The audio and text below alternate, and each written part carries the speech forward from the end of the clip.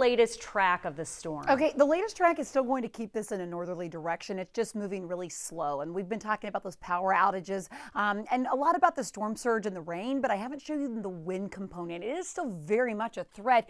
In fact, take a look. Macomb this morning checking in with wind gusts at 78 miles per hour.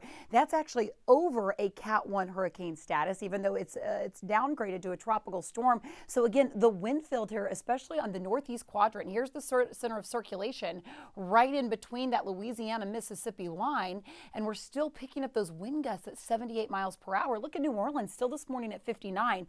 With the storm surge and the rain that they've already seen and currently seen, those grounds, they can't handle this amount of wind, and that's going to keep those power outages really an issue right through the day-to-day. The city officials there are going to have to go outside, survey the damage, and let residents know when it is safe to go outside. You know, if you are here from Louisiana, you can visit our website, khou.com, and we are currently streaming our sister station, WWL, live, and you can watch those current reports as well, so to get the latest information there. But these winds, even through 7:30, through lunchtime today, we're still looking at 40 to 50 to 60 mile per hour gusts right through this evening, and that's the impact. I mean, throughout the day-to-day, this is going to continue to be an evolving situation right through Mississippi. So the track has this continuing to move north, but it is already that's happened. Now, the watches and warnings that are in place, you see these are tropical storm warnings. These are flash flood warnings that are in place, and still anticipating that for much of Mississippi and into even portions of Tennessee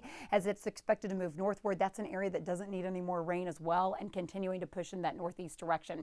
So it is a tropical storm at this point. Max sustained winds at 60 miles per hour. However, within that, it can create gusts higher. Back at home this morning, a live look out the San Luis. Look at this. I mean, how thankful are we? Look at the palm trees this morning. Not even really that breezy outside. So a calm start to the day. Rip currents will still be an issue today, very much like this past weekend. So you need to watch those wave heights in Galveston. But otherwise, we're looking at a sunny day, high temperatures in the mid to upper 90s, about a 10% chance for that isolated shower. We'll push repeat with this for tomorrow. And then I think our rain chances by midweek will pick up slightly, about a 30 to a 40% chance. But over the next 7 days, we have a very typical pattern for this time of the year expected in Houston. Now, several waves are developing out in the Atlantic. We'll talk more about what we can expect in the future, Steph, coming up in just a little bit. I'll send it over to you. It's that time of year, bracing for it, and we know based on what Cheetah tells us every day how quickly things can change. So stay with her report and stay with us here as far as traffic flow. It's back to work, back to normal on a Monday. This is your drive on the Gulf Freeway. This is right by U of H, by Griggs. It can be a tricky spot sometimes, but right now you barely have any cars out there, so you are moving at the posted speeds. Quad box showing you dry conditions. We love that, especially to start the week off. Katy Freeway looking okay. They just